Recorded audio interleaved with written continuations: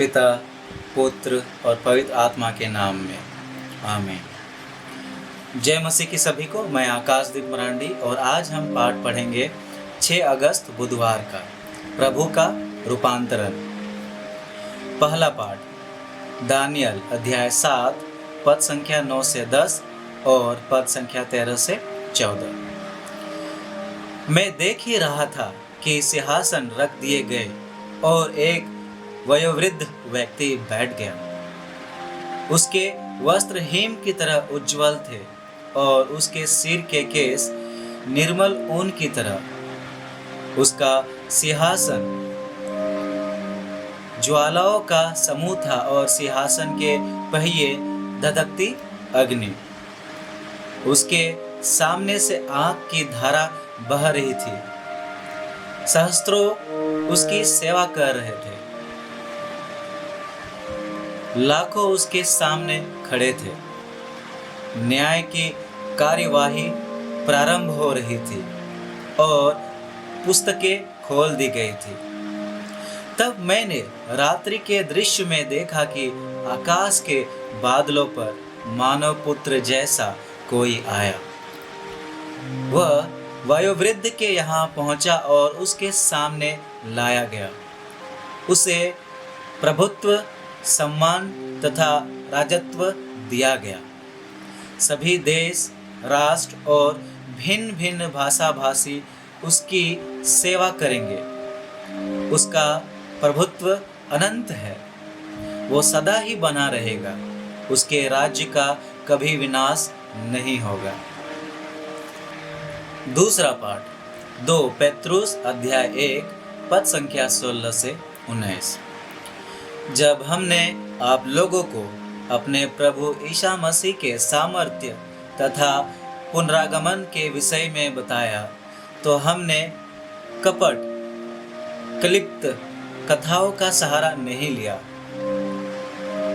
बल्कि अपने ही आंखों से उनका प्रताप उस समय देखा जब उन्हें पिता परमेश्वर से सम्मान तथा महिमा प्राप्त हुई और भव्य ऐश्वर्य में से उनके प्रति एक वाणी यह कहती हुई सुनाई पड़ी, यह मेरा प्रिय पुत्र है, मैं इस पर अत्यंत प्रसन्न हूँ।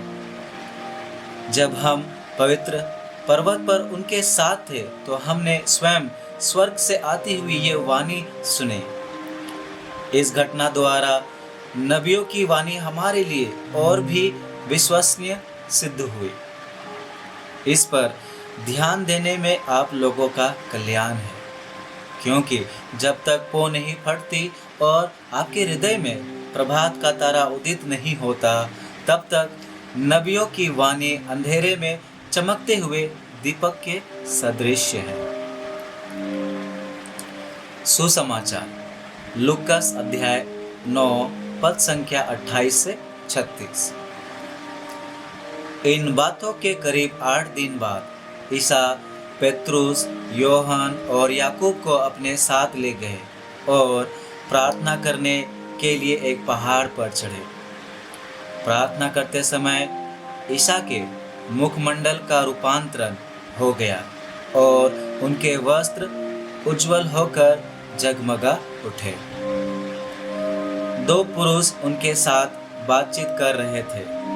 वे मूसा और एलियस थे, जो महिमा सहित प्रकट होकर यरूशलेम में होने वाली उनकी मृत्यु के विषय में बातें कर रहे थे।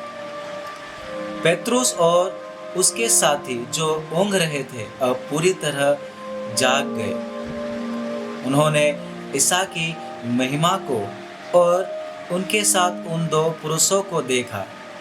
वे विदा हो ही रहे थे कि पेत्रुस ने ईसा से कहा, गुरुवर, यहाँ होना हमारे लिए कितना अच्छा है।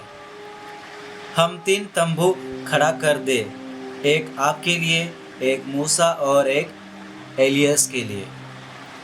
उसे पता नहीं था कि वो क्या कह रहा है। वो बोल ही रहा था कि बादल आकर उन पर छा गया और वे बादल से घिर जाने के कारण भयभीत हो गए। बादल में से यह वाणी सुनाई पड़ी, यह मेरा परम प्रिय पुत्र है, इसकी सुनो। वाणी समाप्त होने पर ईसा अकेले ही रह गए। शिष्य इस संबंध में चुप रहे और उन्होंने जो देखा था उस विषय पर वे उन दिनों किसी से कुछ नहीं बोले। चिंतन। आज हम प्रभु के रूपांतरण का पर्व मनाते हैं, जहां यीशु को महिमान्वित किया जाता है। साधारण रूप से हम मनन करें तो पाएंगे कि यीशु क्रिस्त को उनके शारीरिक संरचना के आधार पर लोगों ने नहीं पहचाना, बल्कि उनके संदेश, वार्तालाप और चमत्कारिक कार्यों के द्वारा लोगों ने पहचाना था। पर रूपांतरण की घटना हमारे समक्ष एक ऐसी परिस्थिति को उजागर करती है जहां यीशु क्रिस्त प्रार्थना करते हैं और उनका रूपांतरण हो जाता है। वे महिमान्वित हो जाते हैं जो उनके शारीरिक ढांचा के परे हैं। उनमें ईश्वर की आभा समाहित है।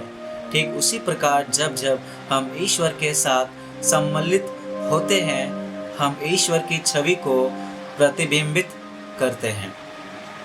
जब जब हम उनकी उपस्थिति में अपना समय व्यतीत करते हैं, तब तब हम में ईश्वर की आभा होती है। हमारी आत्मा चुस्त दुरुस्त होती है और हम में शालीनता की आभा झलकती है।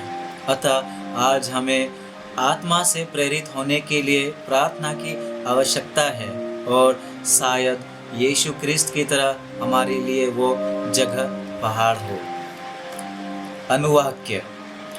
प्रभु समस्त पृथ्वी पर सर्वोच्च राजा है। जय घोष। Hallelujah, hallelujah.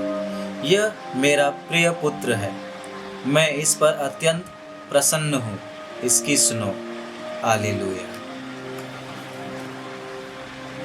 पिता, पुत्र और पवित्र आत्मा के नाम में आमीन। ईश्वर को धन्यवाद।